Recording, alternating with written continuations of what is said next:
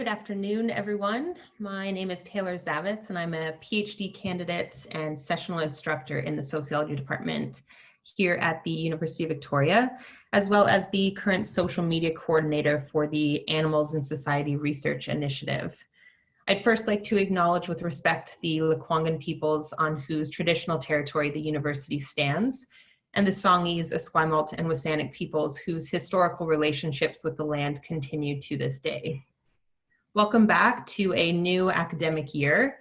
Despite the shift to online lectures and conferences to accommodate current COVID precautions, we're still very much looking forward to a dynamic year of events ahead under the Animals in Society Research Initiative. One advantage to this is that we'll be able to welcome a much wider participation beyond the residents of Victoria alone. So a warm welcome to all of you who are joining us online today. Initiating a new year in ASRI's 2020 and 2021 Distinguished Lecture Series is a presentation today by Alexandra Isfahani Hammond, PhD, Associate Professor Emeritus of Comparative Literature and Luso-Brazilian Studies at the University of California, San Diego. Her lecture is titled Akbar Broke My Heart, Brazilian Zooliterature in a Relational Frame. Today's lecture is co-sponsored by the Department of English and the Center for Global Studies at the University of Victoria.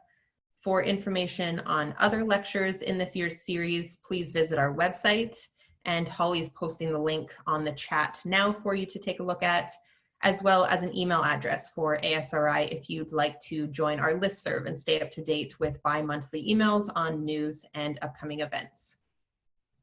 Alexandra Isfahani Hammond is the Associate Professor Emeritus of Comparative Literature and Luso-Brazilian Studies at the University of California, San Diego. Her publications on the legacies of African enslavement, including a monograph, White Negritude, Race, Writing, and Brazilian Cultural Identity in 2008, and an edited volume, The Masters and the Slaves, Plantation Relations, and Mestiçae, sorry, I said that wrong probably, in American Imaginaries, 2005. Her work in the field of critical animal studies has appeared in the Luso-Brazilian Review, the Brazilian Animal Rights magazine, Misferica, the anthologies Colonialism and Animality, and Thinking Writing the Animal, essays about zoo politics and biopolitics, and the forthcoming post-anthropocentric modulations in Brazilian literature. Her current book project, Homesick, blends theory with creative nonfiction to meditate on grief, end of life, the medical industrial complex, Islamophobia, and the commodification of human and other than human animals. In addition to her extensive scholarly publications, Isfahani Hammond has sought to engage with a wide readership by contributing to popular media, including The Conversation, The Advocate, Counterpunch, Ms. Magazine, Truth Out, and Persianesque. We will have time following the lecture for a question and answer period, so please do feel free throughout the lecture to post your questions in the chat box, and I will order those and read them out after the presentation. So without further ado, let's please welcome Alexandra Isfahani Hammond. The air here is quite poor, as I understand it is in Victoria, and I'm finding I need to clear my throat quite a bit, so I hope that won't be too much of a distraction. Second, I made a decision to refer to the writers I discussed by name only because descriptors for some of them, but not others, seemed pretentious or, presumptuous. Some of the members in this audience may know who Saint Tukaram is, but not Frantz Fanon or Jacques Derrida, or vice versa.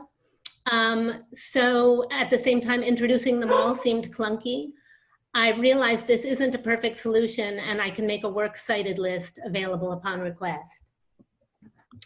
I want to express my thanks to Taylor for the introduction, as well as to Professor Manisha Dekka for kindly inviting me to present my work in progress, which is a meditation on caregiving for my dog, Akbar, who passed away on July 20th.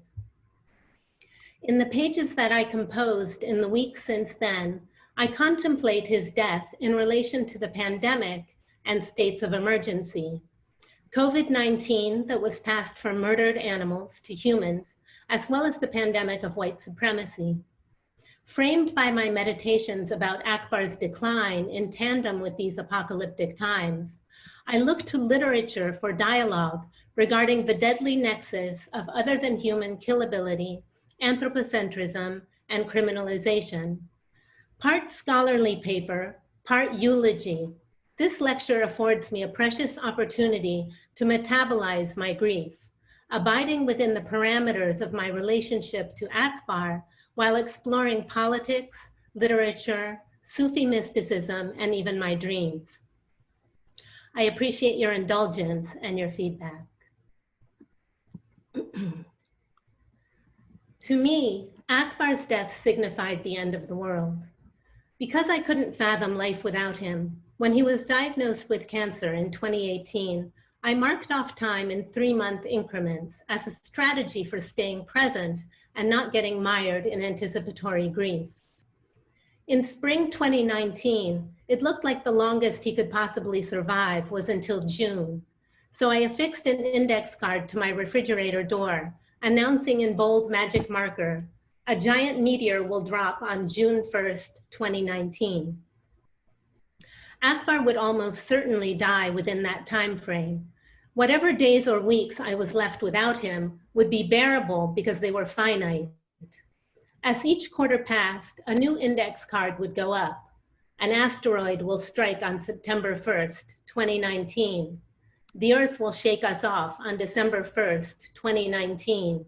Massive tornado, March 1st, 2019. Apocalypse, June 1st, 2020. When COVID-19 brought the world to a halt in mid-March, during the period of time I had designated as apocalypse, a friend teased me about my prescience. With each twist and turn of the novel coronavirus, soon coalescing with a global uprising against the pandemic of white supremacy, she asked me what would happen next. June 1st came and went, and Akbar was still here. But with the arrival of COVID, I knew the practice I had devised had come to its conclusion. It felt like I had been called on my trick for warding off heartbreak. You want a disaster? Well, here you go. COVID announced that Akbar's passing was imminent.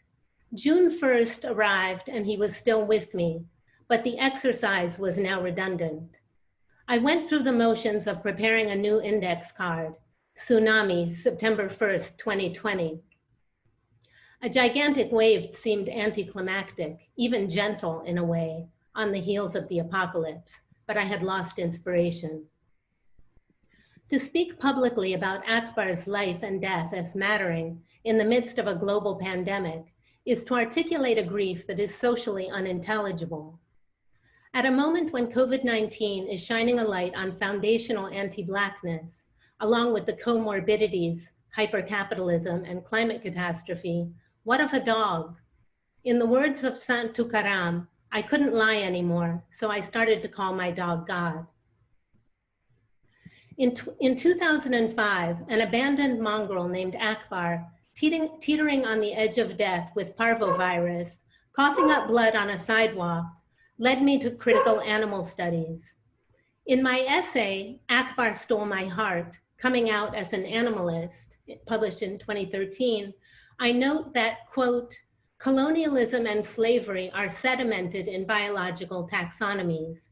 From Linnaeus's mid-18th century hierarchy of flora and fauna to Madison Grant's early 20th century theorization of Nordic supremacy, informed by zoological scholarship and pivotal for the architecture of biopower, not only in the settler colonies of Brazil and the United States, but also in Hitler's Germany. I described the evolution of my animal liberationism as an embodied lesson learned from my companion. Quote, my experience of Akbar's complex sociability, self-awareness, and will to self-preservation was the catalyst for my turn to species inquiry. I had until recently disavowed my relationship to my dog to evade the charge of sentimentality, a once positive attribute that eventually came to connote lack of reason, excessive feeling, and femininity, and was also deployed to undermine 19th century anti-slavery campaigns. Faced with the unavoidable fact that, By virtue of his species, this complex individual with whom I cohabit could be subjected to legally and ethically condoned torture and death, I could not remain complicit with the dangers to which his biotic or zoological type place him. Meeting Akbar's gaze meant that I could no longer dissimulate what Jacques Derrida qualifies as the, quote, artificial, infernal, virtually interminable survival of the animalized. In my essay, I also discuss how animal studies as a field frequently aestheticizes animals, treating them as objects of figurative curiosity rather than subjects of moral consideration. And my awkward encounters with colleagues in the arena of species studies and posthumanism when I articulate the need for praxis. In the final line, I state, quote, clearly, acknowledging a dog as the catalyst for one's political orientation continues to be far too risky an endeavor, end quote. It remains to be determined which is the riskier endeavor, an animal-centric political project, or my admission to you today that, with Tukaram, I started to call my dog God.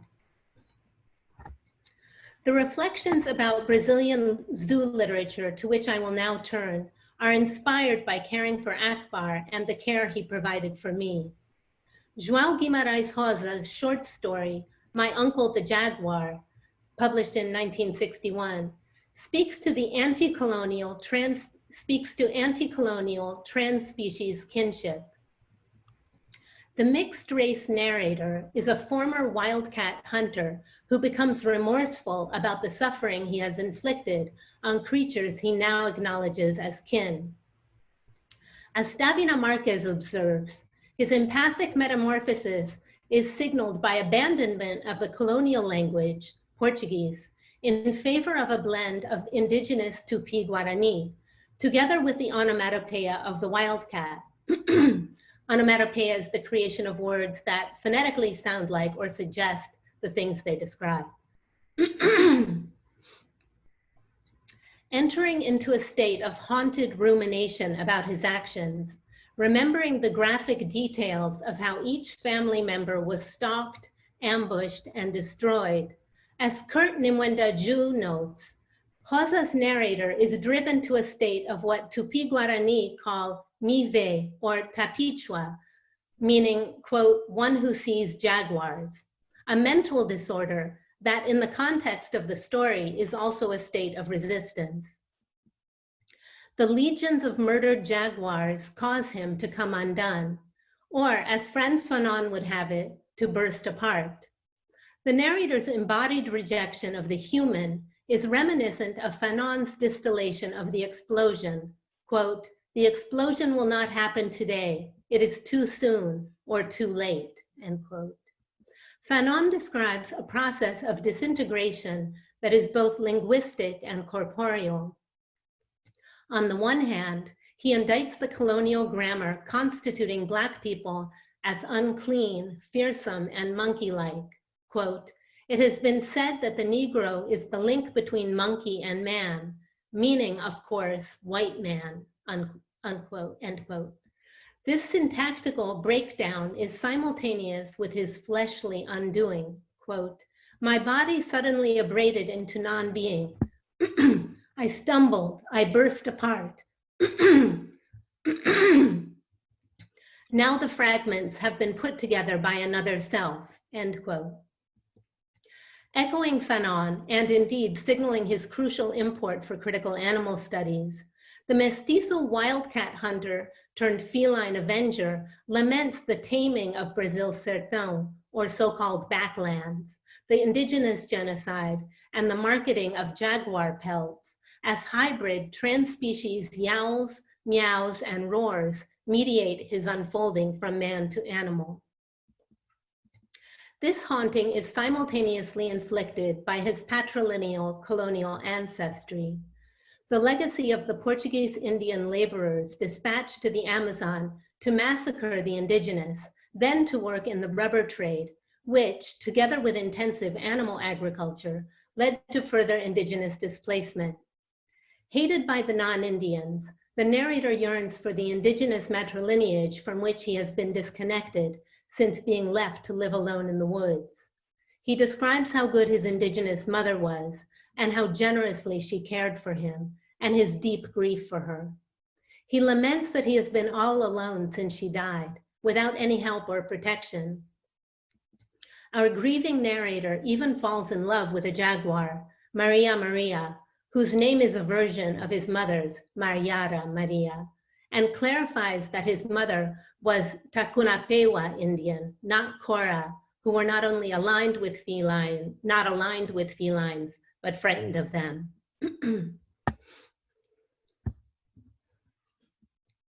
The narrator's sorrow for his jaguar and indigenous kinfolk lead him on a murderous rampage, hunting his mostly human victims for other jaguars to devour as a way of making amends and gaining entrance back into the domain of indigeneity and cats.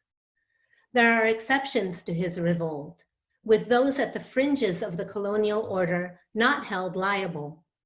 He spares Maria Quirinea, the prostitute, leading her together with her deranged husband beyond the leopard's territory. Evidence that the former wildcat hunter has returned to the killable realm of his kinfolk is the shot that rings out at the end of the story amidst his struggling Jaguar/Tupi Guarani vocalizations, confirmation of his animality. Joaquim Maria Machado de Assis also explores the lethal interdependence of white supremacy with speciesism. In his most famous work, he diagnosed what Roberto Schwartz calls the ideas out of place among Brazil's 19th century elite, at once slaveholders and fierce devotees of the French revolutionary ideals of fraternity, equality, and liberty. But exalting the ideals of liberty and democracy in a slavery economy is not the only disconnect to which Machado brings his critical eye. A zoo-critical reading of his work reveals his sardonic take on the moral schizophrenia that guides humans' relations to animals and the elastic domain of the human that is determined by those who are kept outside of it. In his short story, The Secret Heart, Machado interrogates endeavors to quantify, measure, and control life, what Aimé Césaire calls thingification, the debasement of sentient bios that facilitates the exercise of violence without legal or moral reproof. The story centers on a medical doctor named Fortunato, who conducts experiments on stray dogs and cats, whose suffering he absorbs with eyes like steely discs. One day, his wife, Maria Luisa, catches him in the act of slowly vivisecting a rat. Holding the animal over a flame, he cuts off their paws one by one, dipping them into the fire for an instant after each amputation. Faced with his wife's shock and revulsion, Fortunato fabricates an excuse for his actions, which he justifies on the basis of criminality. He states that the thieving rat made off with his paperwork and had to be punished. As Dinesh Wadiwell observes, Foucault was certainly alert to the use of animalization as a political strategy for rationalizing violence against various marginalized groups in society, those called mad, criminal, abnormal, yet he never took the further step of challenging the logic of speciesism that makes possible this matrix of oppression. Where Foucault falls short, Machado precociously diagnoses the amalgamation of liberalism with violence, a violence that is inherently racialized and connected in ways that are neither consistent nor chronological with the creation of a category of animalized enemies.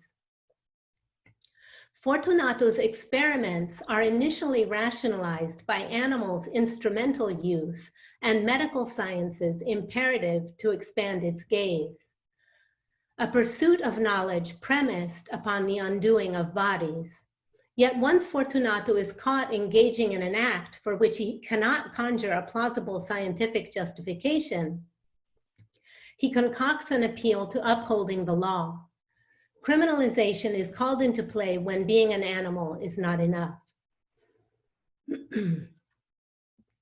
In another story, Alexandrian Tale, Machado also interrogates the objectification and quantification of life in the experimentation laboratory, wherein animality and criminality are again entangled.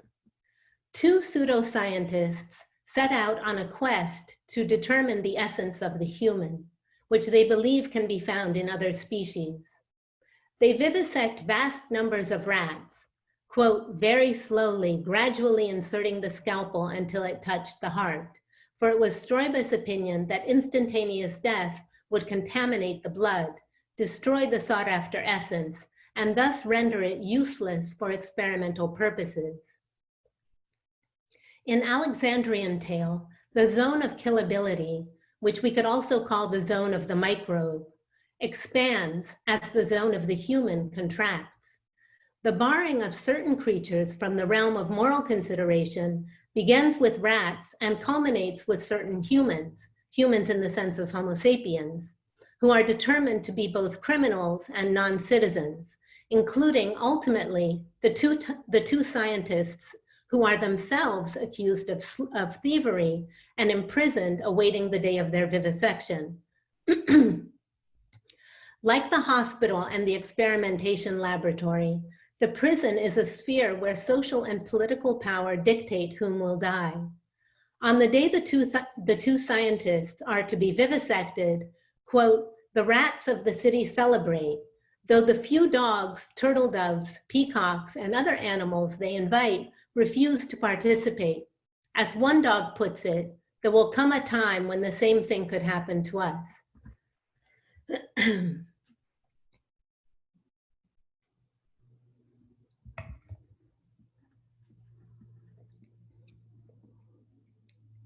As in slavocratic Brazil, in Machado's Alexandria, extreme violence is carried out in the name of principled objectives. There is little meaningful resistance to the torture, save for that of the animals and the prisoners themselves, who protest with their writhing and their screams. In both The Secret Heart and Alexandrian Tale, certain characters and groups of people are made uncomfortable by the suffering, but do nothing to stop it. In The Secret Heart, Fortunato's colleague witnesses the torture, but merely recoils without intervening. Quote, Garcia turned away his eyes, then looked again, and put out his hand as if to prevent the torture from continuing, but he did not complete the gesture, end quote. Previous to the incident with the rat, Maria Luisa is troubled by the screams of the dogs and cats upon whom her husband experiments, prevailing upon him to conduct his research out of earshot or view. Quote, if he performed them somewhere else, no one knew of it, but it may be that he did. Maria Luisa thanked the physician not only for herself, but for the animals, whom she could not see suffer, end quote.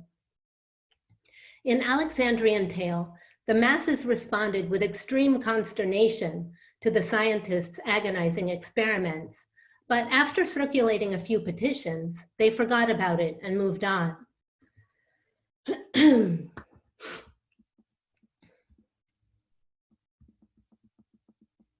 How can we connect Rosa's indictments of land appropriation, genocide, and wildcat pelting, and Machado's parody of anthropocentrism, carceral logic, and laboratory experimentation to this apocalyptic moment? Brazil's extreme right president, Jair Bolsonaro, advocates drilling and deforestation of the Amazon in tandem with annihilating indigenous tribes and quilombolas. Quilombolas are the descendants of self-emancipated and escaped slaves. He vowed that, quote, there will not be a centimeter of land demarcated as a reserve for indigenous people or the descendants of quilombolas. Where there is indigenous land, there is wealth beneath it, unquote, end quote. Bolsonaro further stated that, quote, the lightest quilombola weighed 7 arrobas. I don't think they even serve as procreators anymore, end quote. Instead of kilos, Bolsonaro employed the measure arroba, which is used to weigh cows and was also used to weigh enslaved people. Like indigenous Brazilians, Brazil's quilombolas take up land from which precious oil could be extracted and where cows could be forcibly reproduced, confined, and slaughtered for profit. Everything is property. Petrol is valuable, whereas the Amazon is not. Murdered cows are valuable, whereas living indigenous and Afro-Brazilian people are not.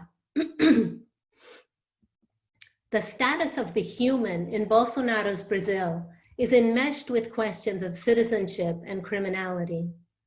In the nation's liberal post-military dictatorship 1988 constitution, the rights of Afro-descendants, LGBTQs, the indigenous and non-human animals were gradually expanded. Overnight, with the 2016 coup and the ascension of Bolsonaro, those rights were annulled, and all of those persons were suddenly less than human, animal, criminal, and non-citizens. As Bolsonaro affirmed, quote, people who disagree with me will either go to jail or leave the country. These marginal communists will be banned from our patria, end quote. The word he chose, marginals, denotes poor people who live in the suburbs, but is also used in a manner comparable to thug, itself code for the N-word. Bolsonaro further stated that, quote, criminals aren't normal humans, quote, police who don't kill aren't real police, and proudly supports a state of exception.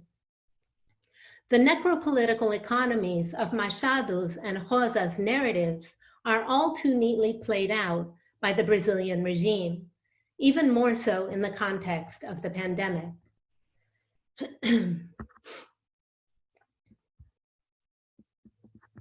Diagnosing the toxic convergence of environmental devastation, foundational white supremacy, and hypercapitalism, Arundhati Roy observes the neoliberal relation to the earth, wherein value equals use. We devote our energies to extraction, how to take oil out of the land, how to take elephants out of the wild, how to maximize the production of animal life to be killed. She asks, can we leave the bauxite in the mountain? Can we arrive at that intelligence? Rosa might add, can we leave the fur on the cats? Machado could inquire, can we apprehend the wisdom of intact bodies rather than vivisecting them to extract scientific knowledge? In her essay, The Pandemic is a Portal, Roy reflects on that the present is an atemporal rupture, cut off from the past and future, that presents an opportunity for fundamental reorientation that could cure our psychotic relationship to living beings and the environment. Theorizing the social death of Africans during the Middle Passage, an ontological break that anchors the world as we know it, Frank Wilderson observes, quote, getting rid of social death doesn't mean on the other side having Black existence that is whole. On the other side, it means something more catastrophic and renewing, which is having no Black existence because there will be no Black people, and having no human existence, and having no human existence because there will be no humans. There will be sentient beings who are on the cusp of a new episteme. On the one hand, the shrinking zone of the human in Bolsonaro's project recalls the shrinking zone of moral consideration in Machado's Alexandrian tale, wherein the only remaining humans are those of the royal court. On the one hand, there is another way of looking at this shrinking zone. Humans disappear and sentient beings are left.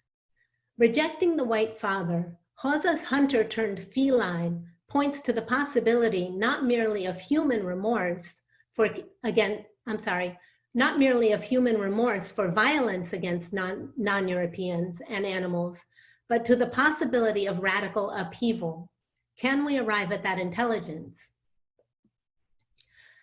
This question reverberates at a moment when humans have brought not only COVID-19 upon ourselves, and I say ourselves acknowledging the problematic use of us, but the likely proliferation of one zoonotic disease after the other, transmitted to humans from pathogens in the bodily fluids of slaughtered pigs, cows, and chickens, and other species. When we think about animals in relation to COVID-19, those we ordinarily call to mind are the domesticated and wild animals in wet markets and slaughterhouses. We might also think about the mice, ferrets, macaques, marmosets, and baboons subjected to scientific experimentation in the search for a vaccine. The pursuit of a cure predicated on violence that perpetuates the anthropocentric nightmare. Animal life extinguished to feed humans and extinguished again to cure humans of a disease born of animal slaughter.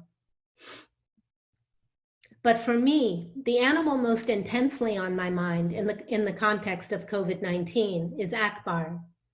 On March 1st, the index card I affixed to the refrigerator door stated, "Apocalypse, June 1st, 2020. Shortly thereafter, we collectively woke up. The disease that seemed like a vague threat became a state of emergency in California. LA went on lockdown and Akbar's health took a turn for the worse. The world stayed home to avoid a deadly virus.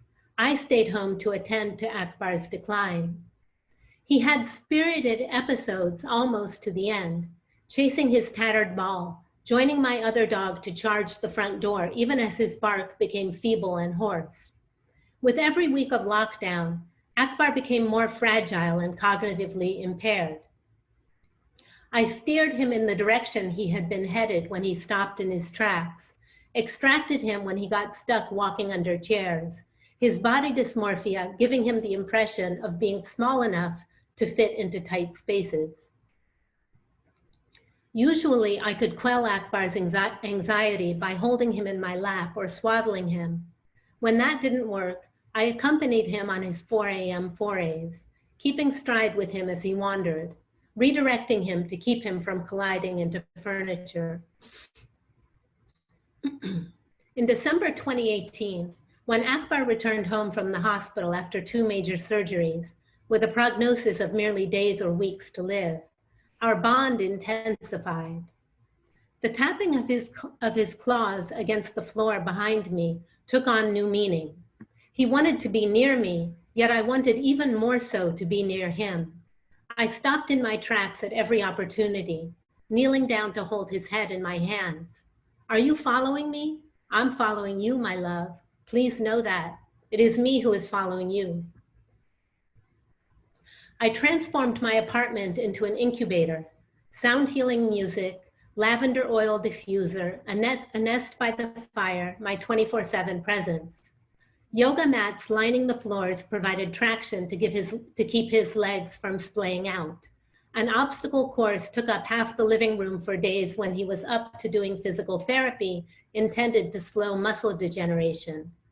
A pyramid of 5 dog beds functioned as stairs he could climb onto my bed, which was itself encircled by a foam moat to soften potential falls. Katie Gillespie discusses these ministrations in her article, Provocation from the Field, a death doula approach to animals. She advocates lovingly tending to dying animals, including holding space for them, conveying to them through our actions how meaningful they and the life we have shared together have been to us, our gratitude for the care they provided to us, and all that they have taught us about love. Seeking to provide what would be most important to them at the ends of their lives, and how to assist them in their death processes in accordance with their priorities. These ministrations constitute an oppositional praxis against humans' mainstay relation to farmed animals. In her words, quote, living but already dead commodities who do not have lives as such, brought forcibly into the world for slaughter. Gillespie describes the death doula approach as a, quote, a political project of centering how animals' lives matter to themselves and others, and how their deaths are ones to be mourned and acknowledged as significant losses. This can begin with the animals with whom we live closely, but this form of care at the end of their life, at their end of life, can model a radical shift in how it is possible to think about the lives and deaths of other animals beyond those closest to us, end quote. Nurturing attendance to animal death is medicine for the economy of extraction. It captures the climate in my domestic sphere from mid-March through the third week of July, at the same time that the world outside my apartment exhibited symptoms of the end of days I adopted as a framework when Akbar was diagnosed with cancer. My index cards announcing successively a giant meteor, asteroid, earthquake, massive tornado, apocalypse, and tsunami were a method for managing my dread about the mountain of grief to come. Simultaneously, they conveyed my wish for an end to the massive scale suffering to which Akbar opened my eyes. Wilderson advocates the scorched earth of a reality predicated on anthropocentrism, itself sutured on anti-Black solidarity, and an other side without humans. Hosa's narrator yowls and growls as he turns feline. We don't know without a shadow of a doubt whether the shot that rings out at the conclusion of the tale signals the wildcat's murder, or if instead he might conceivably have turned the gun on his would-be hunter. The economy of the hunting ground, and by analogy, the experimentation laboratory and the prison going up in smoke.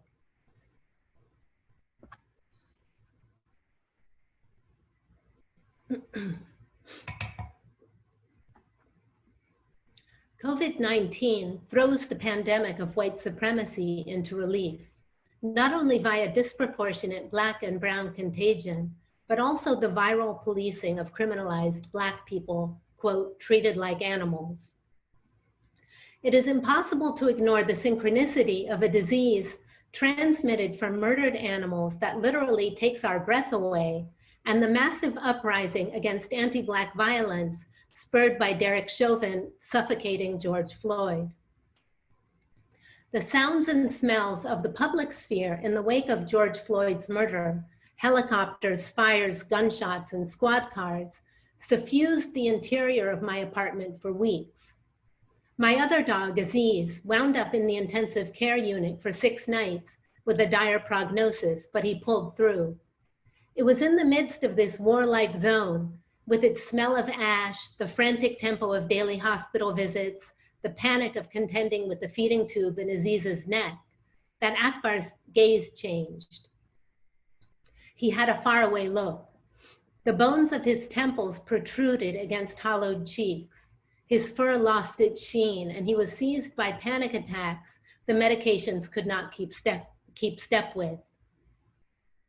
Frantically pacing, high-speed circling, veering into walls. When I asked him if he wanted me to help him out of his body, he softly closed his eyes.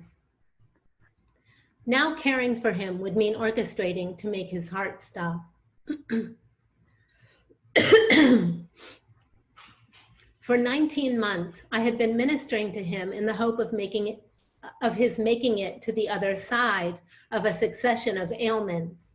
Now the only other side was the other world. One Monday morning, I sang to Akbar, making up rhymes with his nicknames as I drove him home from the forest clearing where I had taken him for a final sniff and to have his favorite snacks, resting on a blanket under a canopy of trees. Like the robin's egg blue sky, it was disconcerting singing to him in a happy voice as I conveyed him to his merciful death. It was equally disconcerting to scoop him into my arms, for the first time ever carrying him up the incline from the garage rather than having him climb up on his own. There was no longer a reason to strengthen his atrophied thighs, also foregoing his injection and eye medication, senseless now that the decision had been made to end his life. Stopping treatment did not mean that Akbar stopped trying. Though he ceased taking water the day before, even on that last morning, he stepped into and out of his harness by himself, first one leg, then the other, a maneuver he had always insisted on completing without help. The body wants to keep operating.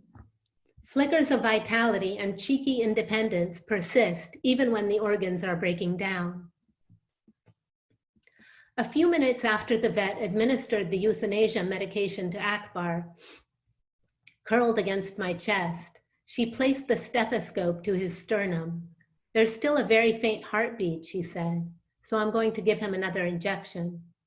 I wasn't surprised. Akbar's primary vet had always remarked how incredible it was that he had the heart of a 6 rather than 16-year-old, that it was his virtually unscathed heart that kept him chasing his ball despite cancer, IBD, inflamed liver, neurological disease, and pneumonia. What of that second injection to stop a heart I wanted with every cell in my body to keep ticking?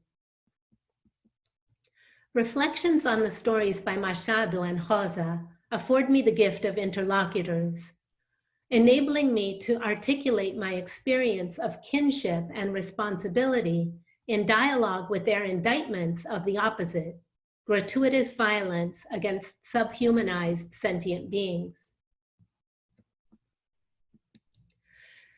The intersections of animalization and criminalization in their texts allow me to explore the question that has preoccupied me since I adopted Akbar and turned vegan. Since the early days when I learned to articulate an anti-colonial, anti-racist animal liberationism, to the present day when I risk publicly grieving for a dog in the midst of the catastrophic failure to redress anti-Black violence. Yet I hesitate to theorize Akbar's death, not wanting to turn him into a concept or force a logical structure onto a phenomenon that defies logic. I find myself disoriented, seeking vocabulary to capture the otherworldly, unassimilable, yet embodied knowledge of beloved kin dying in one's arms. The beautiful, holy, terrible moment of accompanying Akbar as he faded out of his earthly incarnation, conveying him to the threshold of another world. Preparing for this time with you, I have pieced together impressions of short stories and the pandemic, and in what follows, mystical poetry and my dreams, to convey what could be called an out-of-body experience. When I wrote that Akbar stole my heart, I should have known that he would take a piece of it with him. When Akbar was diagnosed with cancer, I started praying to the God of dogs, then changed the phrasing to the dog of gods. I realized the name I had chosen, Akbar, which means the great, to give confidence to a traumatized mutt was pretentious. God is great, Allahu Akbar, but also, by extension, Akbar is God. I searched for echoes of my experience and found them in the story of Asanga, who cuts off the flesh of his own body to feed to a dying dog, and is immediately visited by Buddha Maitreya, telling him that he had been there all along, and that 12 years of meditation finally led him to see animal suffering. Hafez writes, "Start seeing everything as God, but keep it a secret. Who can you tell in this world that when a dog runs up to you, wagging their ecstatic tail, you lean down and whisper in their ear, 'Beloved, I am so glad you are happy to see me. Beloved, I am so glad, so very glad you have come.'" At the beginning of this talk, I referred to Sant Tukaram, who wrote, "I could not lie anymore, so I started to call my dog God." He goes on to write of his dog, "First he looked confused, then he started smiling, then he even danced." Gillespie proposes caregiving for animals at the end of their lives as a model for societal transformation. There is a correspondence to this secular concept of effective activism in Islamic mysticism. In the Masnavi, Jalaluddin Rumi's rhymed couplets, he commences with a prayer for a heart that is broken open, enabling union with God. Omid Safi notes that this oneness with God is expressed as tenderness in the personal or domestic sphere, and the pursuit of justice in the social and political sphere. Merging with the divine beloved yields wholeness, the dissolution of an individual separated I. As Wilderness affirms, no Black people because there are no white people, no humans but only sentient beings. Dissolving into divine presence unveils the fallacy of separation, a remedy for our homesickness for the departed. As Safi puts it, we yearn to return to the beloved like a drop of water taken from the ocean and left in the desert. Becoming one with God, the drop returns to the ocean, while the ocean is also in the drop. Rumi writes, "You are not a drop in the ocean, you are the entire ocean in a drop."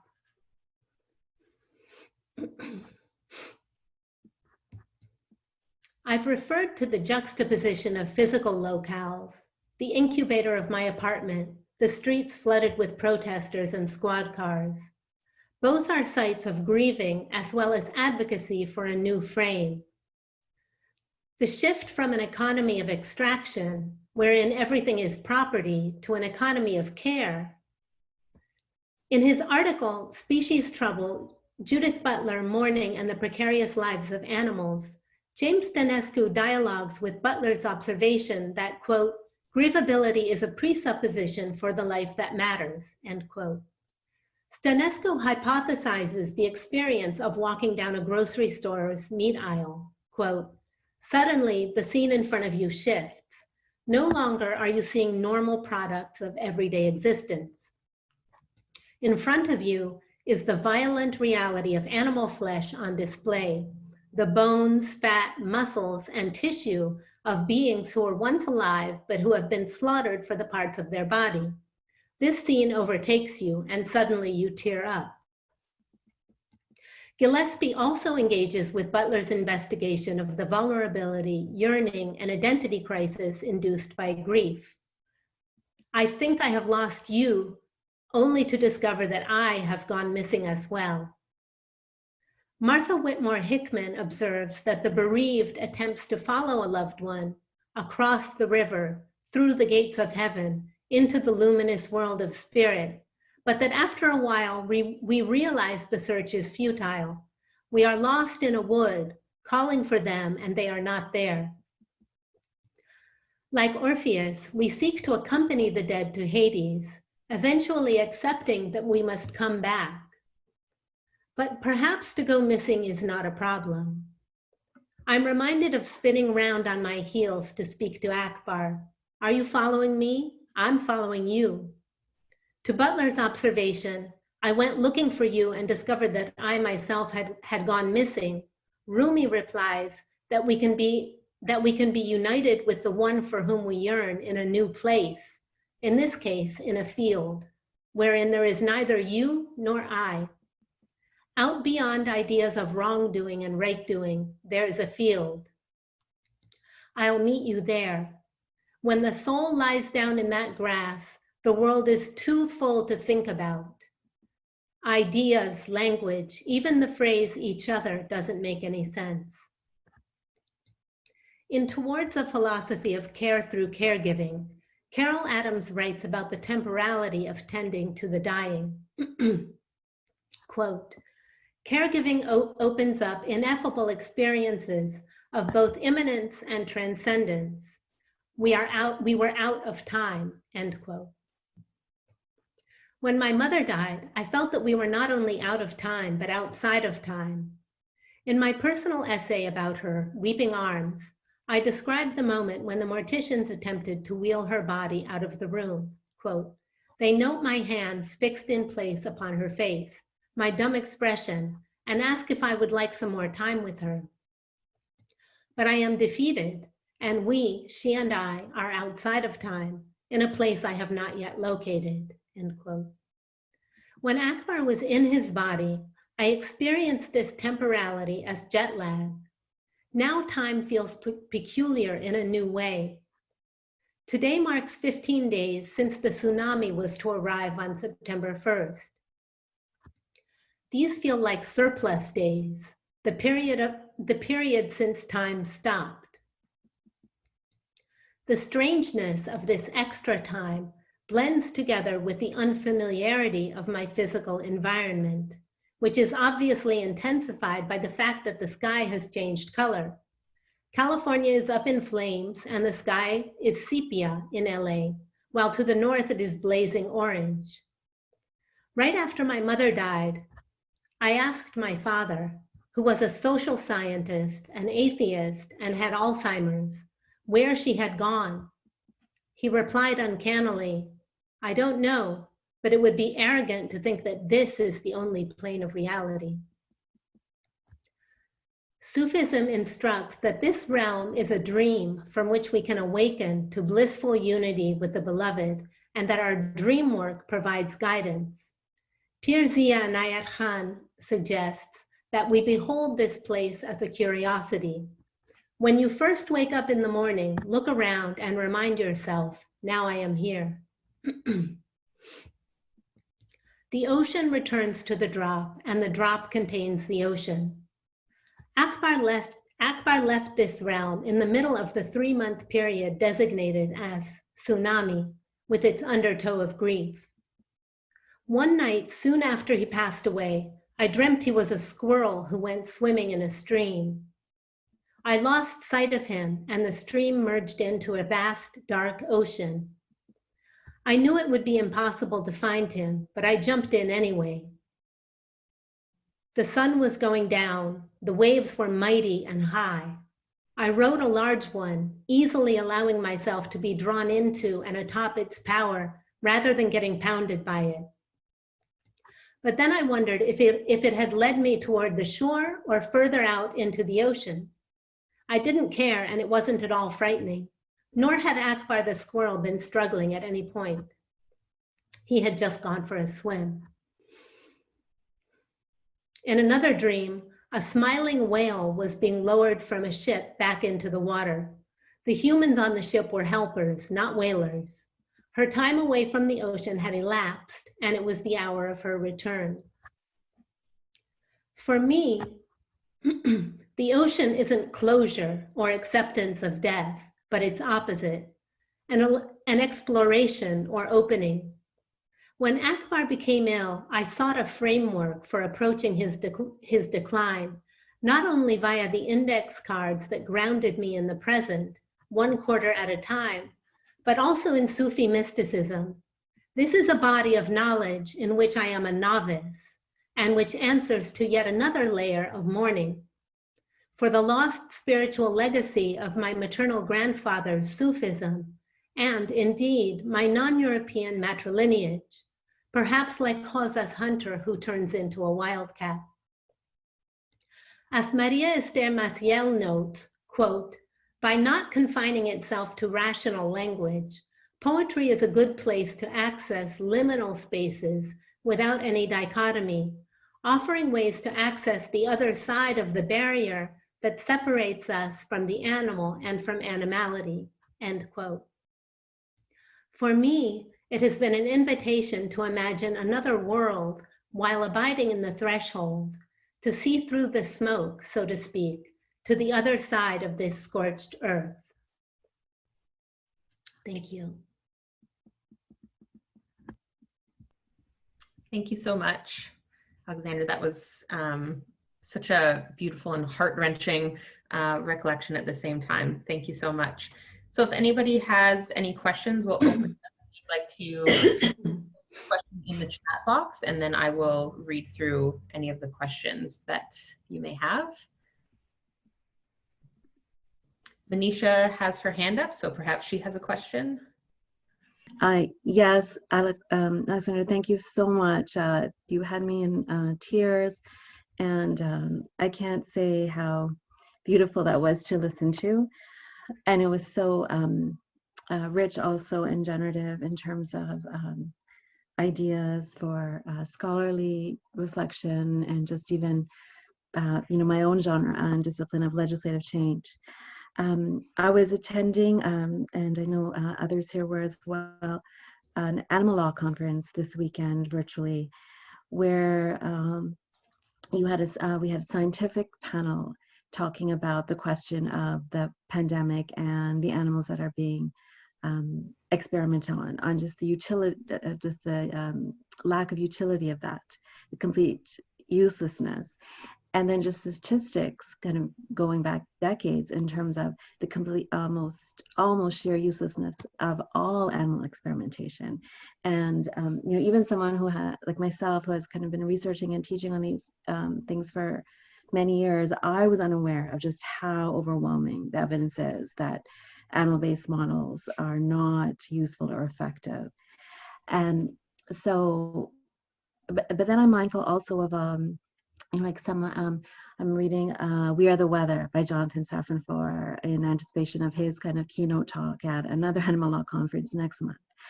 And, his main argument is that, or main point is, we can know the science about something, right? Like many of us do about climate change. So perhaps many of us still don't really understand it about animal experimentation, but I would say at least most of us, perhaps, working and living in that academia and liberal circles, understand the science about climate change. Yet it is so difficult for various reasons, he suggests, to motivate people to do something about it. So my two thoughts, and also just invitations to you to reflect. Do you see narrative, either like through a novel type of form or even through poetry, being something that can motivate? I'll just give an example, or even like a visual narrative that is part scientific, but also very story based. The Blackfish narrative that many of us saw, that was on, I believe, CNN, and then also on Netflix, so really widely watched. I mean, that resulted in legal change here in Canada, because a senator watched that with his grandchild. So there's a relation of care, right? And the grandchild said, what are you going to do about this? And that then resulted in various networks being instigated. And we now have a law against cetacean captivity, although of course the cetaceans that were already in captivity are still going to be in captivity. So what are your thoughts about how to motivate people to care, right? Just care in that, like in a thought level. And I do think that narrative, either through text or through visual, has a really strong effect. But I'm also not located in comparative literature or English. I would love to hear your thoughts on that.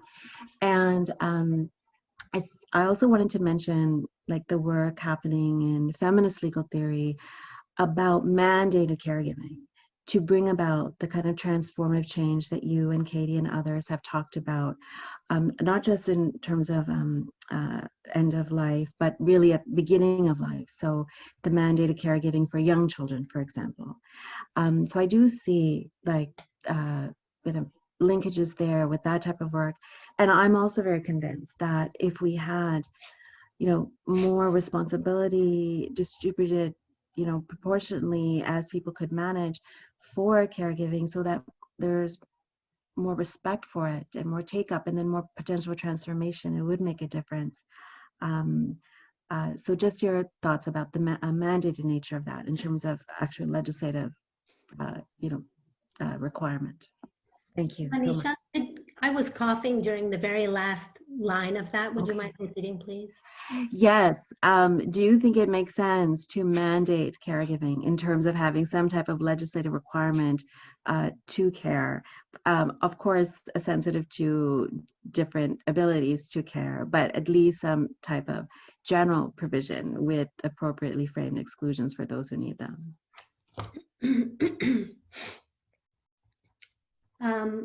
First, Manisha, thank you so much for your kind comments. I always remember the time that we met at Decolonizing Critical Animal Studies in Alberta, and we shared a little bit of conversation about our respective experiences of caregiving for our fathers. So I'm just, I can't see you actually, but it's good to feel your presence there. And you said that maybe your son was going to be joining us to say hello at some point, which would be lovely. The question that you asked, there's really, there's no question more important than the one you ask, which is how to elicit empathy for those with whom we have been acculturated to feel not only no empathy for, but hatred towards. In Dinesh Wadhwell's The War Against Animals, he actually talks about how humans' relationship to animals, that we really see them as enemies, like enemies in a war. So, you know, I wish I knew the answer to the question of what motivates people to care. My sense is that different media work for different people. In my own case, well, first of all, I have a lot of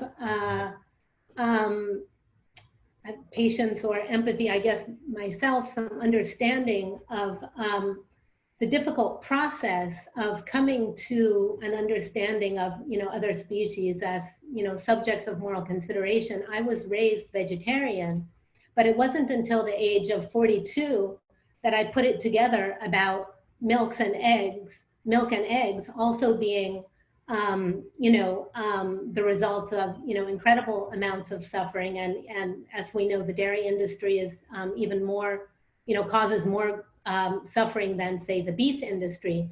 So even I, who had a sensibility about animals that I learned from my parents, I really just kept it out of my, I thought, oh yeah, milk and eggs. I even rode horses when I was a teenager. For me, as I said in my essay, adopting Akbar was a huge step in the process.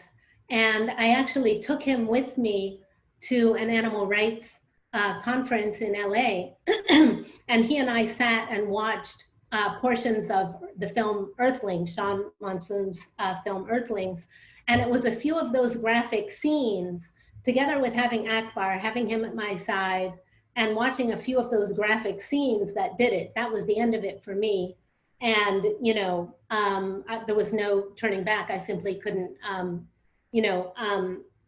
remain complicit with that. Of course, there's no outside the sphere of, of harm. And of course, I didn't mean to say that. Of course, I'm complicit, and I drive a car, and, all of the food production is connected to violence and suffering.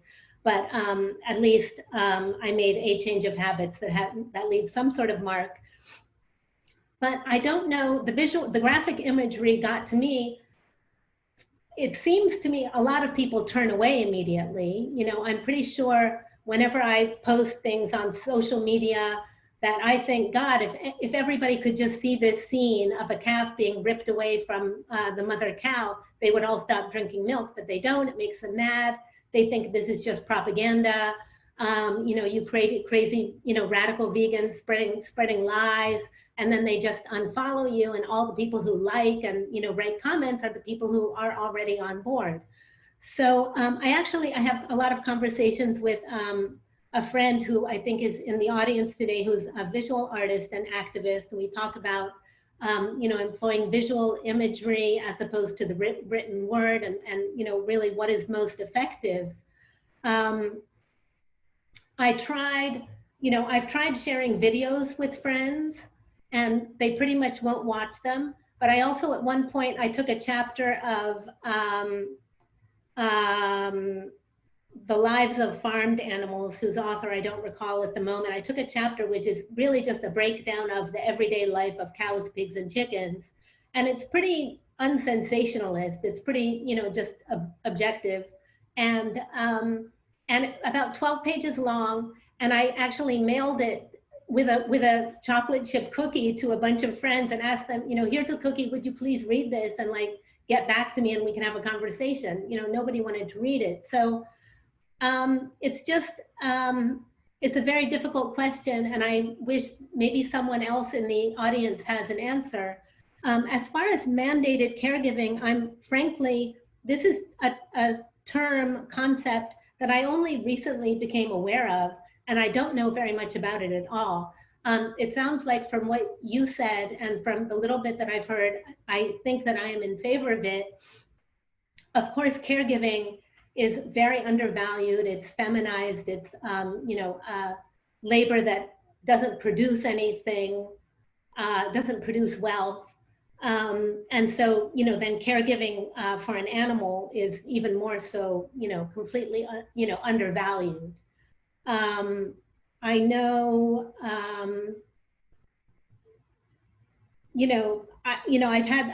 having gone through the experience now of taking care of my parents and Akbar, ironically, it was in the case of taking care of Akbar that I was able to yield and influence, and I was in charge, and I could kind of manage his care, and things went pretty well. Whereas, my parents who were, sucked up into the medical industrial complex and just 11th hour surgeries that, they complied with, and I couldn't intervene, was really a horror story. So Katie Gillespie's article, Death Doula Approach to Animal Death, was so incredibly eye-opening to me. She and I had a conversation immediately as it was published. I got in touch with her and I told her how incredibly meaningful it was to me. I had no idea that there were even death doulas for humans. I remember back when I was, with my parents who were dying, thinking, God, there should be death doulas. There are doulas for birth. Why aren't there doulas for death? I didn't know that it existed. And so I just, I'm grateful to her, and I'm grateful for the question. And I look forward to more conversation with you, Manisha, so that I can understand better what some of the discussions are about mandated caregiving.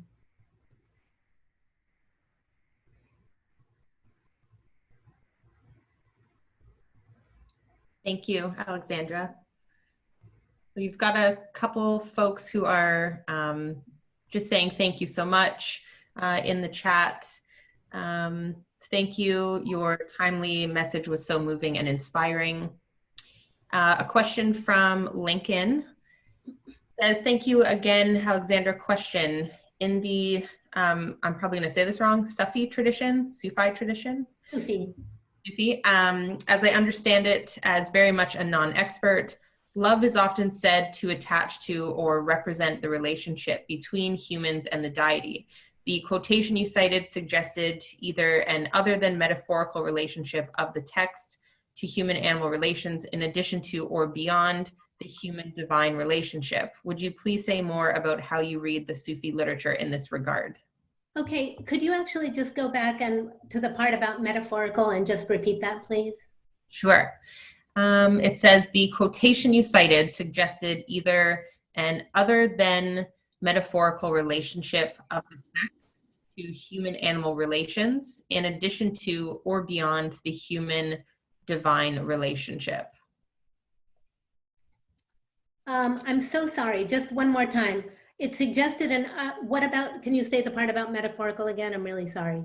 Yep. I just want to make sure I've got it. If it would be helpful, Alexandra, you can look in the chat window. Oh, okay, thank you. That's a good idea. I just want to make sure. Oh, thank you. And that's sweet that also Akbar was thanked. Oh, I think I'm in the wrong. I don't know where this question is, though.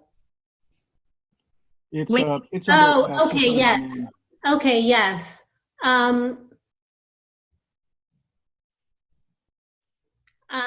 Yes, okay, first, I am very much a novice. I started studying Sufism in May of this year. I had always been interested in it. Of course, as I mentioned, my paternal grandfather was Sufi. But a lot of my knowledge was sort of, through the lens of my mom. And so I started studying in May, and I'm very much a novice. So, but I love the question because, for example, one of the things that I learned is that Rumi in the Masnavi, for example, talks about how the whole use of the human is problematic for obvious reasons, but he says humans are constituted by sadness about separation. We come into the world, when we come into the world, we're separated. We're separated from God. And so you could look at this as the essential ontological state of separation, and then everything else is minor to it. But the way that I understand it is that separation from a lover, from a beloved who has passed away, separation from one's own desires and goals, all of these separations are kind of reiterations of, I suppose, an originary separation from God. So I don't, and the teacher who I've been studying with, Omid Safi, who's amazing and actually has a series of courses that he's doing online during the pandemic.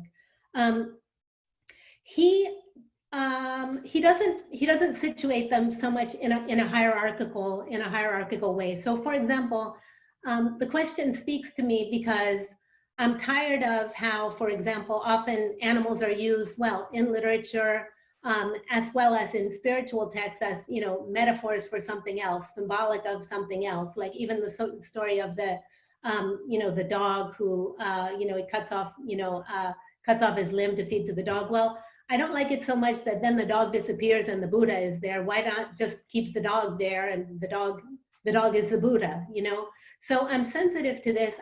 In my personal view, I have a shrine to Akbar now. It has his photo. The shrine is to him, and I pray and meditate to him.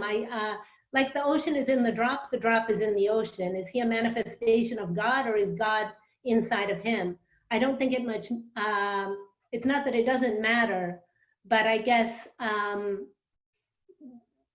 that's part of the mystery and perhaps the fallacy that Sufism points us to or helps us unveil, the fallacy of separation and the fallacy of an inside and an outside, the individual who contains the world. I hope that approaches an answer. Thank you. The next question is from Stefan. He says, thank you. He thanked both you and Akbar for such a compelling talk. His question is about the criminality, animality, humanity nexus. Do you think that the brutality that comes via animalization always contains a component of anthropomorphism at the same time? Throughout your talk, I was reminded of how in the earliest sacrificial rituals in ancient Greece, the sacrifice of the animal was justified either through 1, consent, whereby the animal supposedly willingly died, or 2, deserved punishment because the animal had committed an impious act and was being justly punished. There's also, there's a great book, Jonathan Hreibal's Fear of the Animal Planet. He writes about how animals in the Middle Ages were put on trial frequently. So pigs who had been eating, somebody's grass would be taken to court and hung or beheaded. There were many really interesting stories.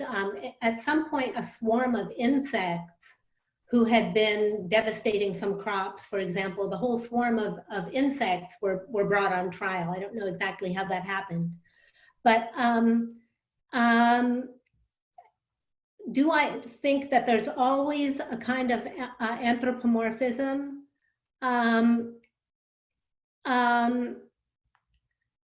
It's interesting because Hreibal situates this, the ways that animals were put on trial in the Middle Ages as something that happened in the past. Gosh, I'm totally blanking on her name. A friend of Chloe Taylor has actually, who's a feminist and criminologist, has written about the language that we use for, animals, dogs and cats in shelters who are quote unquote on death row, or, all of the, the language of criminality that we associate, with they're on their last days, they're on death row, et cetera, et cetera. She describes in a work in progress how her own cat went missing on several occasions and was constantly getting picked up on by the police. So do I think there's always an element of criminality? Do I think there's always an element of anthropocentrism in the criminalization of animals? I think that that's a very compelling argument, and as I mentioned in Dinesh Wadhwani's, the way that he conceptualizes, animals as enemies of war, does make a lot of sense to me, because it's not simply that we ignore the fact that their lives matter, but we treat them with what can only be called hatred. So not just as commodities, but really despised others.